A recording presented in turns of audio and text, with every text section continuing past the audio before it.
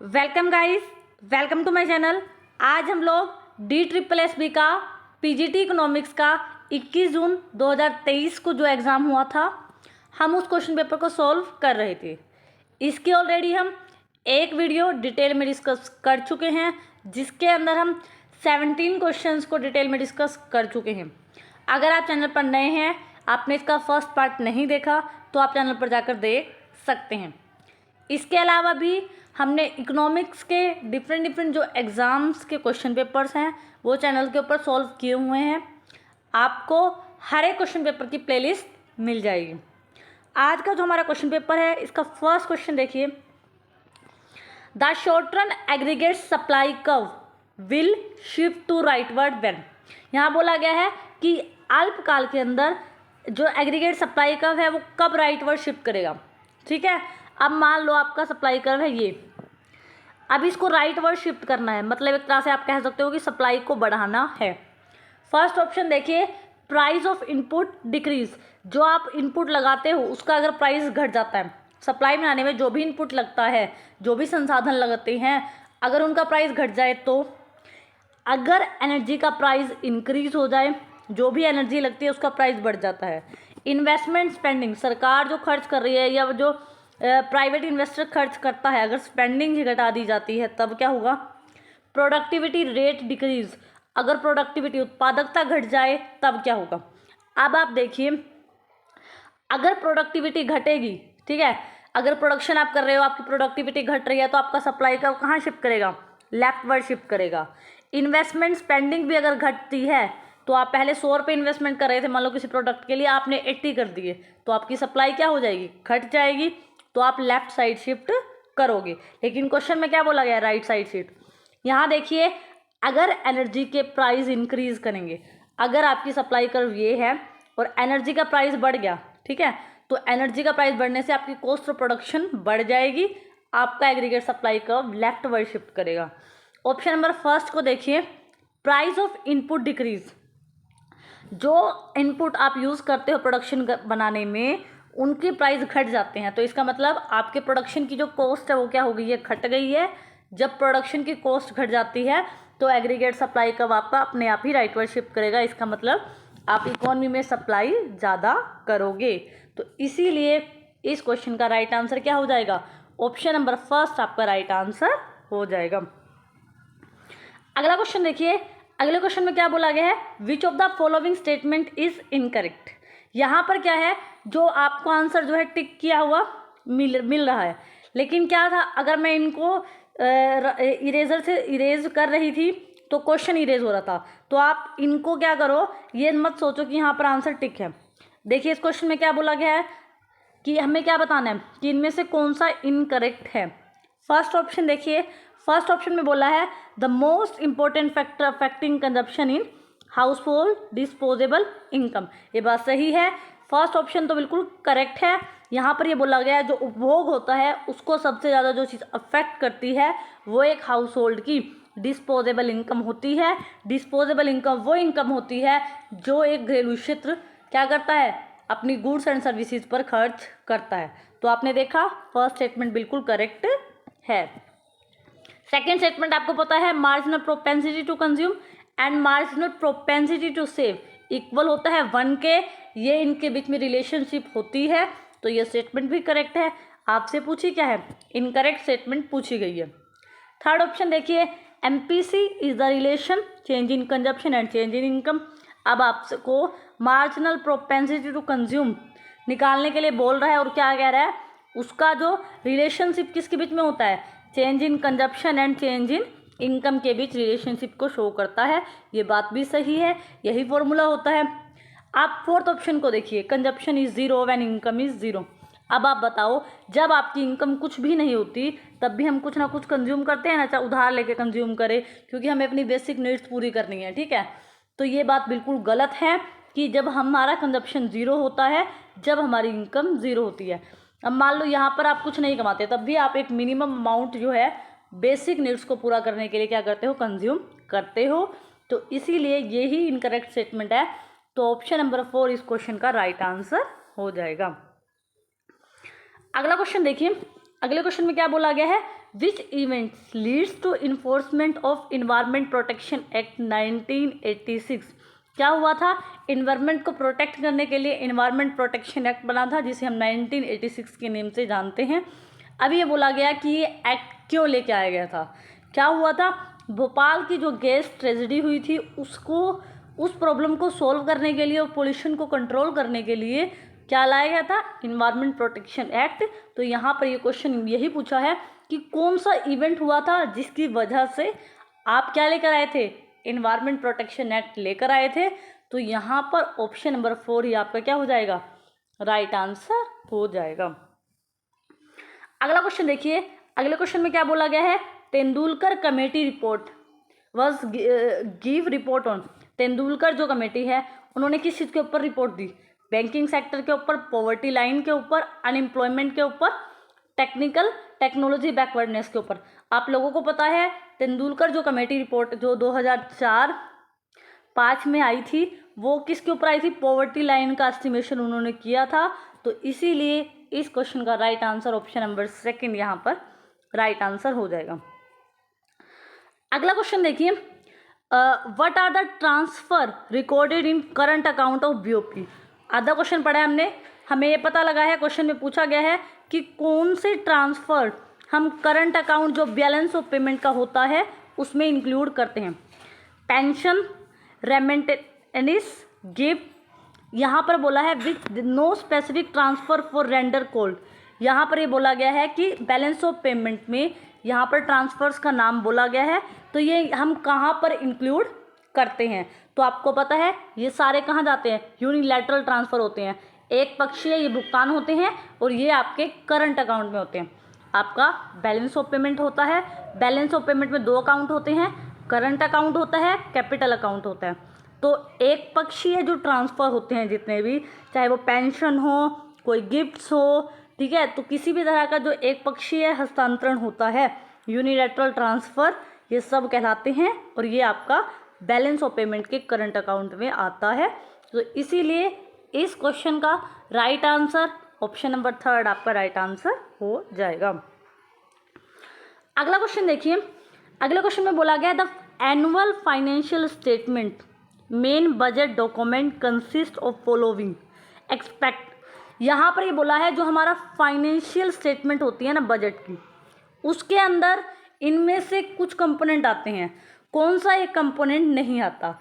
जो पार्लियामेंट के अंदर फाइनेंशियल स्टेटमेंट दी जाती है उसके अंदर हम कौन सी 3 डॉक्यूमेंट्स को पढ़ते हैं?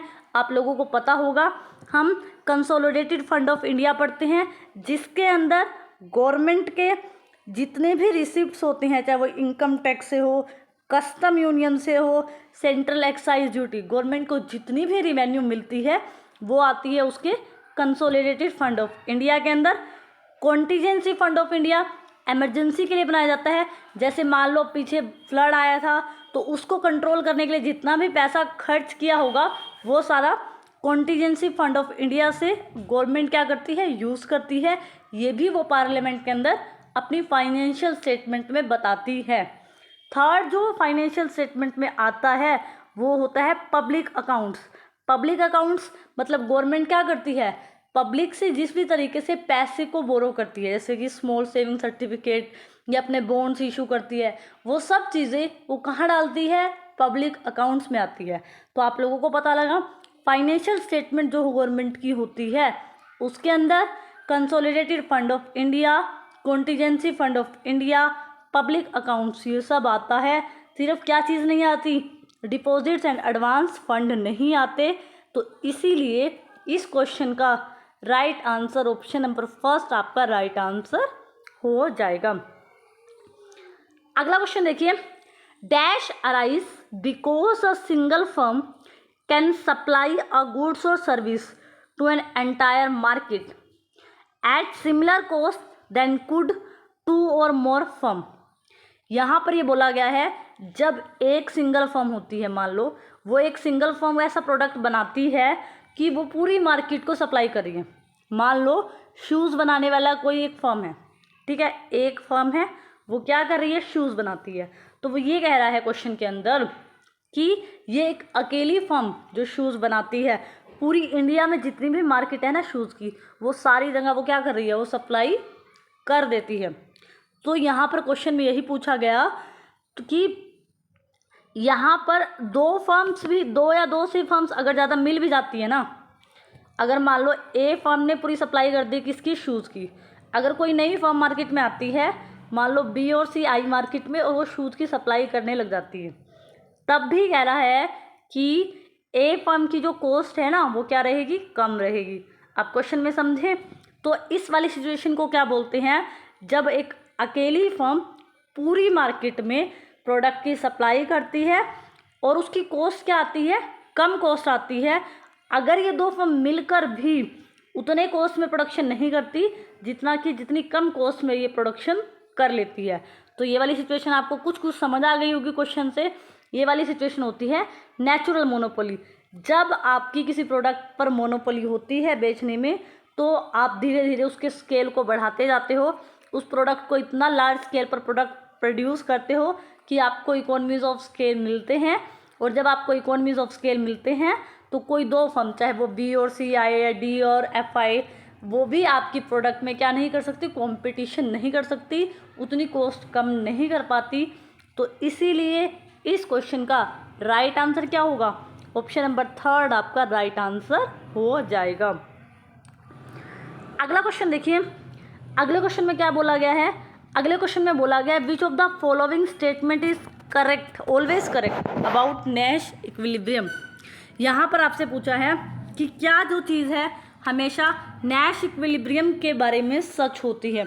आप लोगों को पता है गेम थ्योरी के अंदर ये एक ऐसी सिचुएशन होती है कि नॉन कोऑपरेटिव गेम होती है, नैश इक्विलिब्रियम की नॉन कोऑपरेटिव गेम होती है, और किसी को भी इस गेम के अंदर anything to gain by changing their strategy. मान लो एक गेम है जिसमें 2 प्लेयर खेल रहे हैं, ए और बी, तो नैश इक्विलिब्रियम एक तो नॉन कोऑपरेटिव गेम होती है। दूसरी बात यहाँ पर क्या होता है, इन दोनों में से किसी को भी गेन नहीं होता अगर ये अपनी जो स्ट्रेटेजी इन्होंने अडोप्ट की होती है उसमें चेंजेस करती हैं, तो इनका एक ऑप्टिमम पॉइंट होता है। तो यहाँ पर देखिए इट इज़ सब ऑप्टिमम कलेक्टिव स्ट्रेटेजी नहीं, नैश इक्विलिब्रियम की सिचुएशन में क्या होता है, ये ऑप्टिमम स्ट्रेटेजी को अपनाती हैं। तो यहाँ पर क्या होता है, अभी जो चीज़ हमने कहा कि क्या चीज़ हमेशा ट्रू होती है, सेकंड स्टेटमेंट पढ़िए, there can be 2 equilibrium when both the firm simultaneous play same strategy. यहाँ पर ये बोला गया है कि 2 संतुलन होंगे अगर दोनों फर्म क्या करती हैं, सेम स्ट्रेटजी को अपनाती हैं। नहीं, ऐसा होना पॉसिबल नहीं है कि अगर 2 फर्म हैं ए और बी, वो एक दूसरे के कॉम्पिटिटर है और सेम स्ट्रेटजी को अपनाती है, तो यहाँ पर जो संतुलन होगा नैश इक्विलिब्रियम में, कि वहाँ पर 2 सेम ही संतुलन आए, ये कोई पॉसिबिलिटी नहीं हो सकती। अगला क्वेश्चन, अगला पॉइंट देखिए, no player has any time to gain by changing its strategy given the strategy of other player. यहाँ पर ये कह रहा है कि कोई भी प्लेयर को गेन नहीं होगा अपनी स्ट्रेटेजी चेंज करने से and strategy of other player. अगर अदर प्लेयर भी अपनी स्ट्रेटेजी चेंज करता है तो उसको स्ट्रेटेजी चेंज करने से कोई गेन नहीं होगा। अभी हमने यही बात की कि कोई भी प्लेयर, ठीक है, इन नॉन कोऑपरेटिव गेम के अंदर, कि कभी भी जो अगर आप नैश इक्विलिब्रियम संतुलन पर है तो किसी को भी फ़ायदा नहीं होता कि वो अपनी स्ट्रेटजी को चेंज करता है। तो लेकिन यहाँ पर ऑप्शन नंबर 4 इसलिए राइट आंसर हो जाएगा।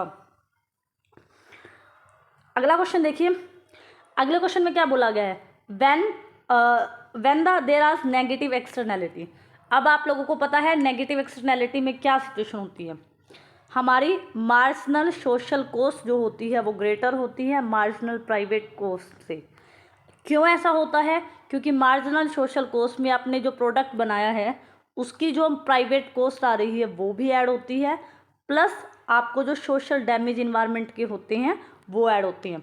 अगर मान लो आपकी किसी भी प्रोडक्ट को बनाने की जो सोशल कॉस्ट है वो 500 रुपीज़ है, और जब आप इन्वायरमेंट डैमेज को इंक्लूड नहीं करते तब आपकी जो कॉस्ट है वो कितनी है, 200 है। तो ये वाली सिचुएशन क्या है कि कहीं ना कहीं आपने थर्ड पार्टी को कहीं ना कहीं अफेक्ट किया है। तो ये वाली सिचुएशन आप नेगेटिवली एक्सटर्नैलिटी की होगी कि आपकी marginal social cost greater than marginal cost है। तो ऑप्शन नंबर फर्स्ट आपका राइट आंसर हो जाएगा। अगला क्वेश्चन देखिए, अगले क्वेश्चन में बोला गया है the 3 main macro economics goal of any society. आप मेजर जो मैक्रो इकोनॉमिक्स में किन हम मेन गोल्स की बात करते हैं, तो फर्स्ट ऑप्शन ही इसका राइट आंसर है, क्योंकि हम अपनी मैक्रो इकोनॉमिक पॉलिसीज़ के थ्रू सबसे पहले तो मेंटेन क्या करना चाहते हैं, हम मेंटेन करना चाहते हैं प्राइस की स्टेबिलिटी को, इकोनॉमी के अंदर हायर लेवल ऑफ एम्प्लॉयमेंट लाना चाहते हैं और high rate of economic growth. हमारा मैक्रो इकोनॉमिक जो सोसाइटी के लिए यही 3 मेजर ऑब्जेक्टिव होते हैं। तो यहाँ पर इस क्वेश्चन का right answer option number first आपका राइट आंसर हो जाएगा। अगला क्वेश्चन है नेशनल सैंपल सर्वे एनएसएसओ जो है वो कब एग्जिस्टेंस में आया। ठीक है, यहाँ पर आपको पता है नेशनल सैंपल सर्वे क्या एक ऑर्गेनाइजेशन है जो डाटा कलेक्ट करती है, टाइम पर सोशो इकोनॉमिक सर्वे करती है। तो नेशनल सैंपल सर्वे जो है 1950 के अंदर एग्जिस्टेंस से आया था। तो यहाँ पर ऑप्शन नंबर सेकंड आपका राइट आंसर हो जाएगा। अगला क्वेश्चन देखिए, by invisible hand of market Adam Smith ने क्या बोला। एडम स्मिथ की जब हम ग्रोथ की थ्योरी पढ़ते हैं तो फर्स्ट थ्योरी के अंदर ही वो ये बात बोलते हैं कि अगर आपको इकोनॉमी का ग्रो करना है तो आपको इकोनॉमी को इनविजिबल हैंड कि आपको लोगों को काम करने के ऊपर जो आपने बंधन लगाए होते हैं किसी भी तरह के, उनको हटाना होगा, लोगों को फ्रीडम देनी होगी, तभी कंपटीशन क्रिएट होगा और इकोनॉमी ग्रो करेगी। तो इसीलिए वो कंपटीशन को हमेशा प्रमोट करते हैं और इसी को कहते हैं invisible hand of a market. तो इसीलिए इस क्वेश्चन का right answer option number third आपका राइट आंसर हो जाएगा। अगला क्वेश्चन देखिए, the law of demand was graphically illustrated bye, मतलब ग्राफ में जब हमने लॉ ऑफ डिमांड को बताया वो किन्होंने बताया था, वो आप लोगों को पता है कि मार्शल ने जो है लॉ ऑफ डिमांड को ग्राफिकली प्रेजेंट किया था।